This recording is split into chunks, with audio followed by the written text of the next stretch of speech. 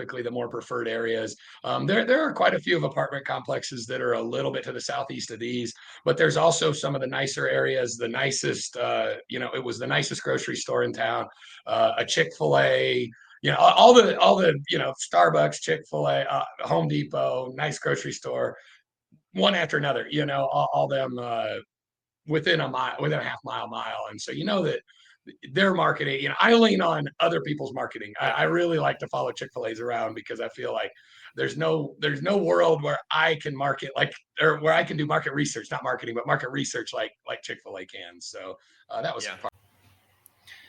Welcome to Real Estate Hustlers Podcast. I'm your host, Josh Appleman. Today we have BJ Simpson. BJ brings 15 plus years of real estate and construction experience with a sharp focus on underwriting, deal structuring, and investor first execution in dynamic market conditions. BJ, we appreciate you coming on the show today. If you could, let the listeners know a little bit more about yourself. Yeah, thanks for having me, Josh. I've been in real estate for in one fashion or another for I guess about 15 years, some 15 to 20 years, but got real serious about it about 3 or 4 years ago. I live in Amarillo, Texas, and I'm from Indiana originally, here by the way of a government job that I've since left. Lived in Louisiana, Arkansas, Nebraska, Iowa, Colorado. Lived in a lot of different places, but I've settled here for the last 12 years. Got it. Very cool. Well, let's get into real estate. So tell us about your first deal and what got you really into real estate and how that came about. Yeah. So,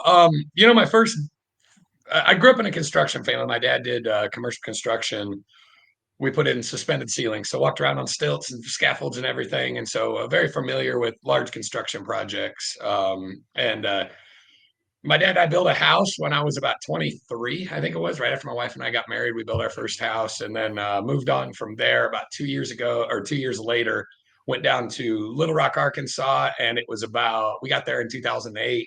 And I kind of like to joke that anyone could get into real estate in around 2008 to 2011, I felt like. And so we bought a few foreclosures, some distressed properties, and rented them out. Actually just sold the last one of those last year. So I did the whole Burr thing, and actually have, went the whole 15 years, put them on 15-year fixed notes, 2 of them, and let them go almost all the way, recapped right before the end, and then sold and Nice. capitalized again. That's it. And that's always a good feeling. It's a good win. It's yeah. From buying it right, renovating it, and then refinancing or selling. So yeah, that means you're doing the right thing. Tell us about multifamily. What got you into the there's different niches within real estate. Yeah, it was, I think it's the same thing that draws a lot of us into multifamily. It's the scale. I chased my career for about 10 years. And then when I got back into real estate, I bought another single family home here in Amarillo. So, put me up to like 4 single family rentals and, I'm not cash flowing enough to do anything but take care of the inevitable HVAC going out in 4 years or something like that, And so I was just trying to figure out a way to financial freedom through single family, and I really couldn't. And I thought, well, there's got to be a way to get more of this stuff. And so that led me into multifamily, and just kind of we went into a 20 unit, got the seller to finance the down payment, got us kind of in. It was kind of at the top of the market. So we it wasn't a great deal, but it was in a rougher neighborhood. So it allowed it to cash flow, and we still have it actually. And it still works for us. And then just kind of went from there, went to a 72 unit, an 81 unit, a 29 unit, 108 unit. Now I've got some townhomes, a few townhome projects. So just kind of took off from there. Tell us about how you get into to getting the seller to agree with seller financing. Like, how does that conversation even come about?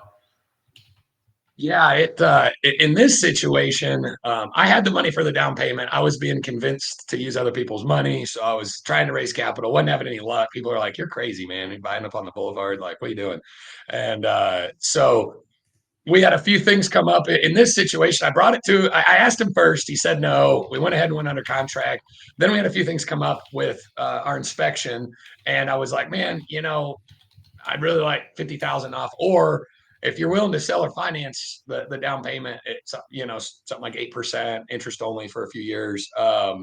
We can just leave it. And he agreed at that point. So it was about 4 or 5 no's. I made it sound a little easier than it was. I asked him about every time I saw him. It was kind of a unique deal because he's here in Amarillo. I'm in Amarillo. So I just went to his office and basically sat across from him and was like, man, I don't think I'm going to be able to close this unless you can help me out. And he really wanted to close. And you could tell by the state of the asset he needed to close. So that's how that landed. So let me, not to get off topic, but if you were a seller, would you entertain seller finance? Yeah, I would. I I think I would too. actually, yeah, without a doubt. It had to be for the right person. It's all about the relationship. Yeah. I actually bought the house that I live in currently on seller finance, and we shook hands, and we eventually did a contract right before we closed. But we had a handshake deal for a month or two on seller financing, and then eventually we're like, well, we probably ought to paper this up before closing. But yeah, I think it all just depends on the person. But if I had a comfort level with the person that I was selling to, I absolutely would.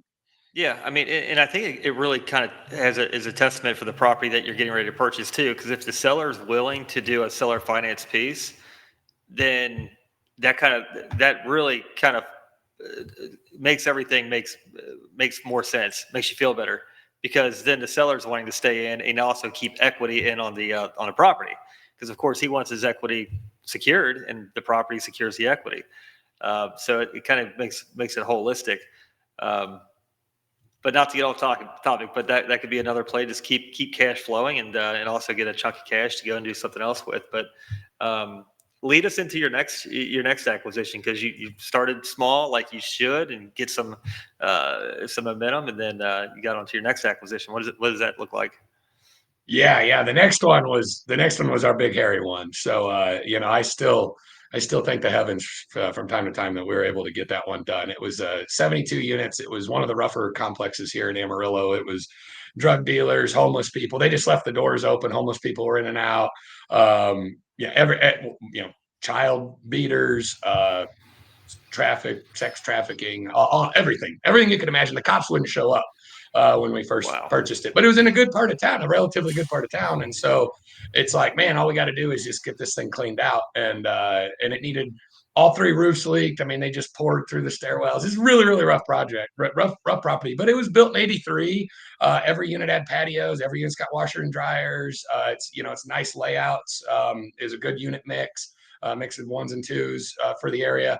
And so we took it on. It was 2021. There weren't many deals out there, and Yeah. for inexperienced guys, I didn't feel like, and so we just went ahead and took that big project on. Didn't kill us, so I guess the theory is it made us stronger, right? But it was a very, very difficult project. We eventually got the cops to start showing up, and they start showing up 4 days a week usually. And Yeah. we eventually got everybody out. Had some big drug busts, on the property and stuff like that. But once people kind of got the message, we've been able to turn it around, and we've had that property for, I guess, 3 years now. Yeah, 3.5 years now. And and in all honesty, Josh, it's just now starting to really, really catch its legs. It took 2 or 3 years for the stain to wear off of that property. Yeah, but you're buying it. You're totally changing the whole community out there, and that's what it takes. Somebody willing to put in the effort. Because 83 is a good year. It's a good year as long as you can go in there and make the repairs. The vintage is good, and then the drug dealers, a lot of them will leave after they realize that there's a new sheriff in town, new ownership. But the ones that cling on, those are the ones that are the cameras in the windows, cameras above the doors, and all that good stuff. The nonsense. Once you get those people out, now it's rebuilding, and then you have your rebranding and so on and so forth. What are some things that you've learned you wish you knew now what you knew then, or knew then what you know now? So much. I'm sure you're the same way, Josh. Yeah. So many things. I think one of the things that I would have done a little earlier is lean harder on people with experience doing what I was doing. When at it too blind early on. Specific items. We probably over renovated at first, trying to change the image. We actually brought Airbnbs in there, and it was a real tricky situation, and we allowed a few people to sublease and do Airbnbs, and it was real tough because half the guests didn't really like it, but we found a little niche in Amarillo here on I-40 where people were just looking for that Motel 6 of Airbnb stays that had washer and dryer in the unit, stuff Yeah. like that. So, some of that stuff helped. But I guess that back to your original question, I would have leaned harder on people, and I probably would have waited a little on the rebrand. I probably wouldn't have pushed rents Yeah. so hard. The second kind of time around, we kind of had a second sort of a lease up that we had to do with that property just because of a few things that happened with property management. We lowered our rents and just had a wider cast a big net with low rents and put the right people in, and then we can raise rents from there. And so that's probably the big one. I wouldn't have pushed right at market so hard probably at first. I'm glad you said that. I had to explain my business plan to a bank, and they said, "Why aren't you meeting performa on your first lease?" I said, "Well, you get your performa on the second lease. The first lease is the people that are willing to move in at a little bit of higher rate, but they still have to deal with the nonsense. So you still have to concession the lease. It's not going to reach performa. You still have the nonsense. You have the construction, you have the people, the characters, the bad actors that are still on site, but you're transitioning the entire complex. So it just takes time." And the second lease comes around, unfortunately, in the second year. So there's no fast way of getting there besides time. So but now you're growing legs. Now it's probably taking off like a rocket ship, right?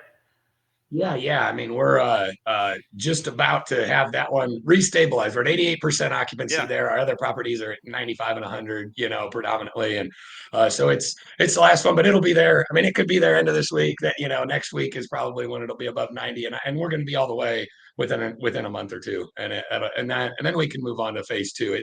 It took me longer than I would have liked with this project, but boy, lessons learned and survived it, right? So. Yeah. So and then you like you had mentioned rebrand later so that you're not having to rebrand a rebrand because Yeah. you still have bad actors out there. You bring in a brand new tenant, a great tenant, but then they maybe in pass by on a sidewalk run into the wrong tenant, and then now you got a bad review or a smear out there that could have been avoided. That's good advice. Yeah. What kind of when you check out the properties like this one, what attracted you to it? Was it the price? Was it the challenge? With this property, it was kind of a combination of a lot. I did maybe think I was a little more superhuman than I was at the time. I think that happens a little bit. You look at it and you go, I can do anything, which we did. It just took a little longer than I wanted. But I think that the big attraction for me was it was in a good part of town. And it just was kind of inexplicable that one of the nicest bar and restaurant, one of the bar and restaurants that everyone goes to is right behind it. It's just kind of inexplicable that you should have to watch out for your wallet in your back pocket, walk into this restaurant that everyone goes to. It's to me, it was in a good area and it had a lot of potential. And I think you could see when you looked at it, you could see where this could be a nice place to live in a really good part of town. Like when you say good part of town, what gives you that feeling? Um, Yeah, I guess, what's yeah, around it? really good. I'm glad you said that. A really good might be too much, but I mean, it's a good part of town. It was, in Amarillo, south of Interstate 40 is typically the more preferred areas. There are quite a few of apartment complexes that are a little bit to the southeast of these, but there's also some of the nicer areas. The nicest, it was the nicest grocery store in town, a Chick-fil-A. All the Starbucks, Chick-fil-A, Home Depot, nice grocery store, one after another, all them within a mile, within a half mile. And so that their marketing, I lean on other people's marketing. I, Yeah. I really like to follow Chick-fil-A's around because I feel like there's no world where I can market like, or where I can do market research, not marketing, but market research like Chick-fil-A can. So that was Yeah. part of it for sure. Yeah, their market due diligence, they've already put in the cost, the upfront cost of making sure that it's a viable spot for them to put in a multi-million-dollar facility in their business, make sure that there's enough traffic and flow through. So yeah, that's good. It's just like the Starbucks. If you get into a submarket with a Starbucks, you know that the demographics are great, and then if you find a distressed property at the right price, now you just almost struck gold. It's Yeah. that's Yeah. Yeah. and then hospitals nearby too. Those are good indicators. Very cool. What kind of debt did you take out to make all this thing happen? So this one was back in the day of just wild money. I felt like for me at least, we just went bank debt. The initial note was like 4.75, something like four and three Yeah. quarter percent. It was a 3-year note. It was our shortest one. tried to do 5+ year and all the other assets back when rates were that low. I locked in fixed rate debt 5+ years, just because. Yeah, I spent my career as a meteorologist predicting the future, and it felt to me like the future looked a little higher rate wise. It Yeah. didn't look like it could be any lower for sure. And so, but yeah, we took that one, had a 3-year bank loan. We refied in 19 months to agency debt with Freddie Mac, and got like a 5.4 rate, and Nice. all the good stuff there. So. What? How much was your capex budget? It was the budget. You want the budget or the actual? The budget was about a Yeah. million. We've spent. It was actually, I think the budget was like 1.2 million. We've spent more like 1.4 million, I think, Yeah. on it. 1.5 million if you include some of the refinance costs and stuff like that. So Yeah. went a And little bit then over budget, but it was survivable. I mean, we had a little bit of room there. So you all are procuring your own labor and material, right? yeah, that was yeah, we generaled that one. Yeah, the short answer is yes. So in all reality, then it could have been a $2 million cost if you would have had a GC it out or more. Yeah, without a Yeah. doubt. I mean, that's where it would have been. My partner's they own roofing company. They own a roofing company, so we were able to get all 3 roofs done at cost, put TPO on Yeah. them, did it right, So, yeah, we were able to use that. That project doesn't work if we just hire a general contractor and step back and manage them. The numbers wouldn't have mathed.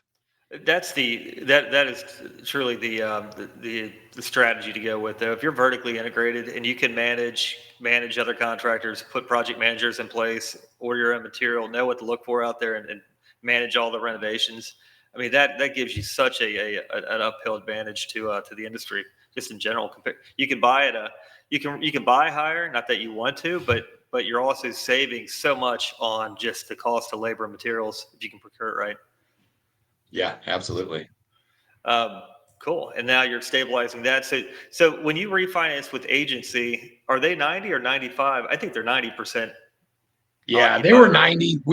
Yeah, they were 90. We rushed into that refi. Capital Partners wanted, they were ready for their capital back for one of their projects, and I felt the kind of the urge to help them out because they helped us, get into that one. And so we refied a little early, and some of the mistakes we made, we leased it all the way up for the refi, but not with the best tenants because we kind Yeah. of rushed the last 20 tenants in there, leased it all the way up, some first month free sort of stuff, just the nonsensical leasing practices that ended up getting us back in trouble, which is why we ended up kind of on almost a 2-stage deal. If there's one from your question earlier, if I had to do it again, I would have never done that. I would have never rushed the refinance and rushed the lease up with bad tenants because we almost put ourselves back in the same, not near to the level, but we put ourselves back closer to the hole we started in by Well, doing it that. And goes back to that was them running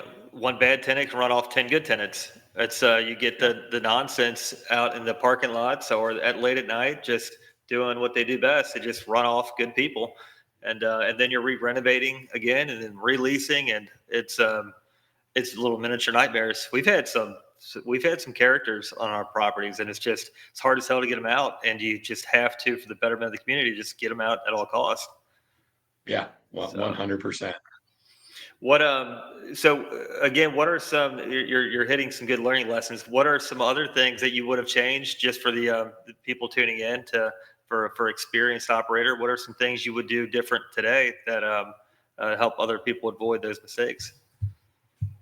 Boy, there's so many. I think that a little bit. I'm gonna shift just a touch. My mindset wasn't where it needed to be either. I came out of a 15-year federal government job where I was IT specialist, I was a meteorologist, and I was an IT specialist. And so as an IT specialist, I had to take care of issues off the clock and around the clock, when they popped up. But for the most part, when I clocked out, I worked 6 to 3 every day.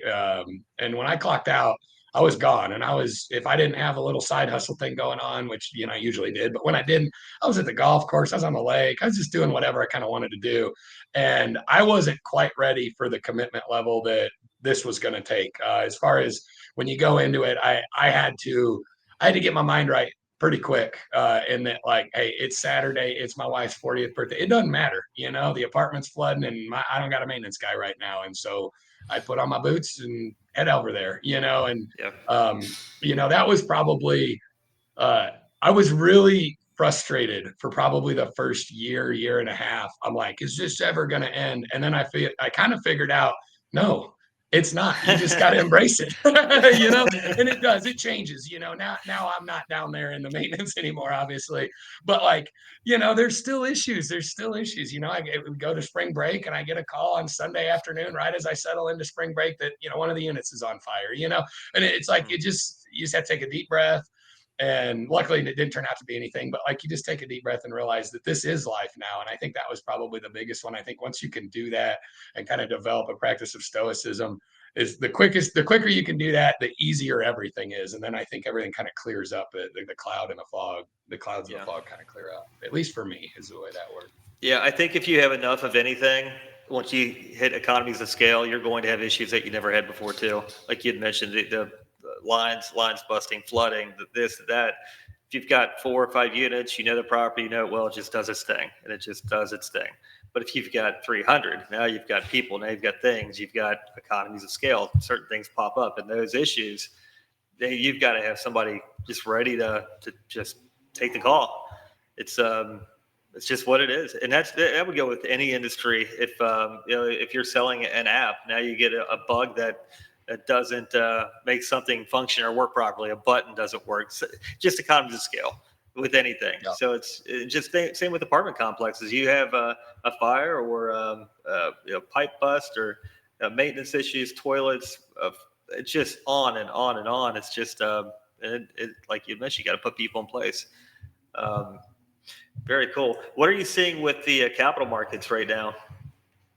Yeah, so I've joined with, and Josh, I think JD Chada well with Inner Circle Capital. So I joined up with JD about a year ago. He's been doing it for a while, but started doing it for himself a little over, little while ago, year, 18 months ago, something like that. And boy, it's been wild. Equity and debt are both kind of wild. I feel like, it's still out there to get. We're still closing deals. But I think I was talking to JD the other day, and he said, crazy deal. And I said, is there a deal that we have, gotten across the line that we haven't said? What's the last deal we didn't say crazy deal when we got it across the line, And so, I don't know, Josh, I'd be curious your take. My kind of, my take is the equity is scared in our industry that they've been burnt a little bit too much in class B, class C. Yeah. Some of this older vintage stuff that, and it's probably everywhere, but I can speak to kind of to my stuff, our stuff. But I feel like the debt's out there. The debt seems to almost be popping up everywhere, and you can find debt to match to deals. But the equity's tricky. People are, I think people are more likely to go in. At least what I've seen. I've seen some folks that might prefer debt to equity right now, and a little bit more preference toward debt than there was maybe say 3 years ago when everyone was just crushing it in equity, and everyone wanted to be in the deals. So I don't know what you're seeing, Josh. I mean, I would like to see the 10-year just be just a smidge below 4 mark. If it just keeps going, just the 4.5 it just gets to where it's not a good time to refinance. It's not a good time to buy because that's not where it's going to stay. It's going to be below 4. It's just when can it just stay there long enough and the right timing to just lock it in, to just close at the right time. So it's because we're working on a couple properties right now to refinance as well as purchase, but it's just a matter of timing. Because a few weeks ago it hit below 4. It's like damn, and we're months away right now where it's still 60 days. So it's just I think the market wants certainty, and I mean it's everything that's happening needs to happen. Everything that's happening in the market. It was way too high for too long. So it needed to come down. And then when it does go back up, it's going to be built off of principle more than just, I think, a bubble. Speculation. Yeah. There's going to be substance behind the run up, manufacturing, jobs, just, true substance. But, once the tariffs, I think, get cleared up, everything becomes more certain, things will just skyrocket. And then, we'll go into an era where I think buy as much as you can possibly buy and ride it out, and then see what that looks like, 3 years from now, whether it's time to Yeah. exit or not. Yeah, I agree. I think kind of an averaging in philosophy is what I've kind of taken. If you can get it to pencil at 8.5, 9%, even 10% bridge debt, and get it all to work, then chances that you're not going to be able to, chances that you're not going to be able to refi into 8.5, 9% debt are very, very low. You're going to be able to find that somewhere, especially in our industry. So, there's privatization of Fannie and Freddie is floating out there, which would take Yeah. away one of the better debt options for what we do. But for the most part, it's tough to imagine. I mean, I hate to say that, but it's tough to imagine a situation where debt's going to be much more expensive than it is now. So if you can get it to pencil now, I figure buy an average in on the way down. Yeah, we just closed on 2 properties within the past 2.5 months. So I mean, we continue to buy. It's just when's the right time to refinance, and when's the right time to buy the next one. I think it's just keep buying in all any weather atmospheres, and then just go with the flow. I haven't stopped. I don't plan on stopping, but if you refinance, you want to be like you're locking it in. Your payment's determined for the next, call it 5 years, depending on your structure. Fannie and Freddie, it's so expensive to refinance with them. Your insurance cost goes up, the cost of closing, just in general. We've got another one going now, and it's just. But if this is the same deal, if you take the regionals, you're going to get a higher interest rate too. So it's just, pick your poison. Yeah. Yeah, and there's some private money options out there now, but boy, it's definitely it's definitely wild. Yeah. I think. What's your next deal look like? Well, I don't know, Josh. We just closed one back in March. So that one's 18 townhomes. We got to lease that up. We just started on the kind of the lease up there. I don't know. I've been working with we've got a deal down in Louisiana, and I can't believe I'm saying this, but I don't hate Louisiana. I kind of thought Louisiana was almost I thought it was a joke that I was going down to Louisiana, but it's treated us really well. And that you got to protect your hurricane risk with very, insurance is a monthly sometimes a weekly conversation. It's the most important, and it should be everywhere, but it's especially important down there because having insurance doesn't even do the trick down there. You got to have the right type, and you got to make Yeah. sure that they're going to pay and all that. But I wouldn't be surprised if it's in Louisiana. Our last asset we purchased was in North Carolina. We kind of have 3 markets right now. Just kind of watching where it goes from there. So, what about yours, Josh? Can I ask you? Can I turn the question around? I mean, we just absorbed around 180 units, so it's I like to take a step back, just absorb in, recalibrate, add to the team, new team members, because we're same as you. We're vertically integrated, construction, property management, and everything's in house, asset management. So it's absorb, recalibrate, hire, expand, and then gear up for the next one, because it's you're growing off assets at the same time. So controlled growth is good because we've got a ton of runway left as far as just how long we want to be in the industry. I mean, just years and years and years. So it's not there. There used to be a part of me that wants 2,000 units right now, and at the same time, it's 2,000 problems right now. So it's not getting there. It's just a path there. Just controlled growth, slow growth, and just keep it all. You don't have to rush into it just to get there. So It's that old adage, don't scale chaos, right? I think there yeah, was a moment there where I think y'all have to do it. You're talking about people that are getting in. There's a moment where you kind of have to scale. You don't have to, but there's a getting to 100 units or getting to a couple hundred units to where you can really, really, take advantage of some of the economies of scale and start to be able to start delegating some duties and tasks.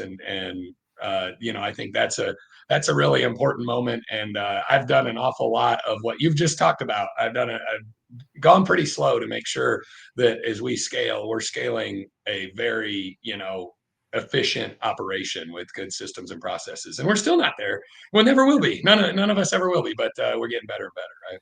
Yeah, and even like just taking a step back and seeing how the leasing process is, and where can we plug in AI? Where can we do some more conversions from showings to leases? Like where's the misses at? So recalibrate, because if you built everything off of a solid foundation, now the real scale can come into play where you can take down a large property and then boom, just plug in your processes and the system just takes care of itself.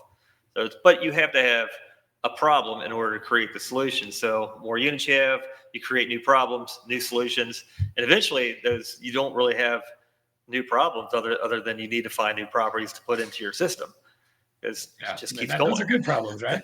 Right. So, but yeah, no, it's been a ride. It's still every day is a new adventure, and that's part of it. It's just getting there. So. Um, very cool. Are there any books that you would recommend to listeners that they go out and read and that helped you get to where you're at? I think for the crowd that's just getting into it, I liked Multifamily Millions by David Lindahl. I thought it was a very straightforward. I don't know if you read that one, Josh, Yep. but I thought it was pretty straightforward. And I went back to the property management section on it over and over and over again. So I thought that was really good from a nuts and bolts standpoint. Um, from a mindset standpoint, the kind of the Dan Sullivan, Benjamin Hardy sort of who not how 10x is easier than 2x, self-managing company, that sort of stuff are some that I've reread.